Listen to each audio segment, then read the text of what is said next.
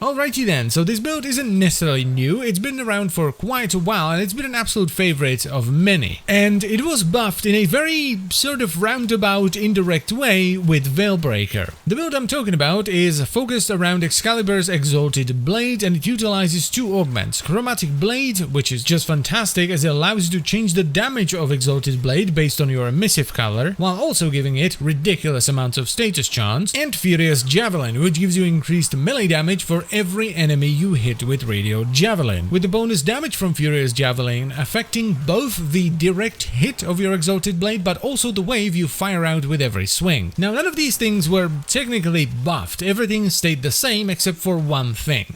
Radio Javelin doesn't have an enemy cap anymore, meaning that you can get significantly more bonus melee damage through Furious Javelin. This of course depends heavily on enemy density, so it's gonna vary mission from mission, but on the high end I was able to get upwards of 1000 bonus melee damage in Infested Onslaught. And that's a lot of bonus damage to get on a build that already has solid damage even without the Furious Javelin addition. Now, there are like 10,000 variations of this build, but this is the one that I like. I run it on Excalibur Umbra, so I ended up doing the Umbra version. Now, for the stance, I'm running Steel Charge because it gives you a bunch of melee damage and a ton of capacity, so it makes fitting everything in much easier. But if you want to be really sweaty, you would go for Corrosive Projection instead. Then I have all three Umbra mods, so Fiber, Vitality and Intensify for armor, health and a bunch of power strength respectively. I followed that up with Fleeting Expertise just to get a ton of efficiency, and then we have the two augments, so Furious Javelin to get the extra melee damage, and Chromatic Blade to change the damage type and get a bunch of status. Don't forget that you need a specific emissive color though, so whites and blacks will give you cold, blues and purples will give you electricity, reds and oranges will give you heat, and greens and yellows will give you toxin.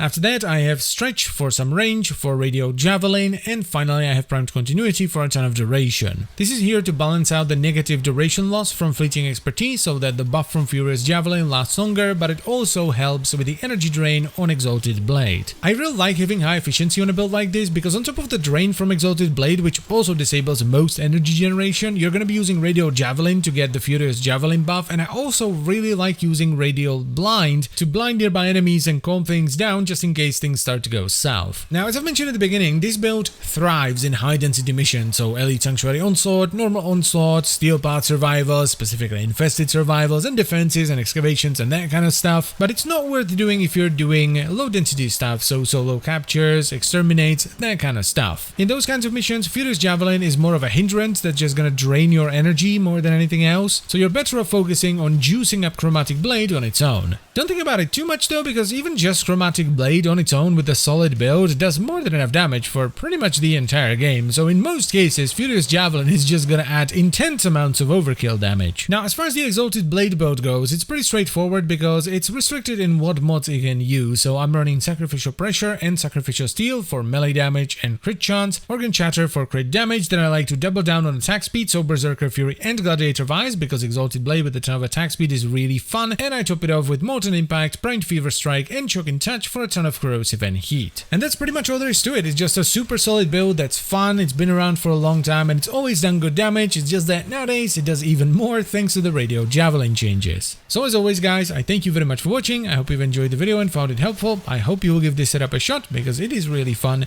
and I'll see you next time. Bye bye.